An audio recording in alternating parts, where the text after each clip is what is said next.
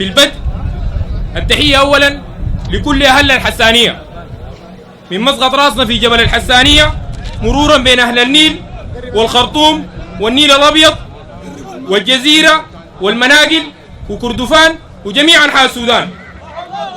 التحية لكل أهلنا الكواهلة بكل فروعهم. التحية للسيد رئيس مجلس السيادة الفريق أول ركن عبد الفتاح البرهان والوفد الكريم من قيادات الجيش والمسؤولين. التحية للقوات المسلحة التي تقف دوما كصمام أمان للبلاد. التحية لجميع القوات النظامية. التحية لحكومة الولاية المتمثلة في السيد الوالي والي ولاية نهر النيل وحكومته الموقرة.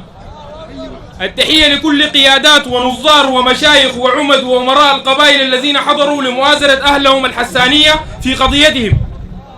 الشكر والعرفان والتقدير والامتنان لهذه الاستضافة من الناظر الدكتور محمد الفزاري ناظر الحسانية من نهر النيل ووكيله الزعيم حمد ودعني ولجميع الحسانية في نهر النيل. لا محمية في جبل الحسانية.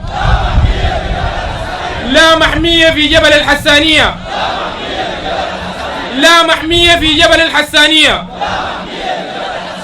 السيد الرئيس، جبل الحسانية ده بيمثل مسقط رأس كل الحسانية في السودان. من هنا انطلقوا للخرطوم وللنيل الأبيض وللجزيرة وللمناقل ولسنار ولكردفان ولكل بقاع السودان. تاريخنا كله كحسانية بدأ من البقعة دي. فالقضية دي قضية تاريخية لنا كحسانية في جميع أنحاء السودان، ما بس لحسانية جبل الجرف. السيد الرئيس، مطلبنا ده ما مطلب غنى ولا ترف، مطلبنا ده مطلب معايش، مطلبنا ده مطلب رد حقوق لأهلها. أهلنا دير عيشتهم كلها هنا، زراعتهم ومرعاهم وأكلهم وشرابهم كله في المنطقة دي. فغياب محمية في المنطقة دي دلالة على إنه حياة الحيوان مغيرة.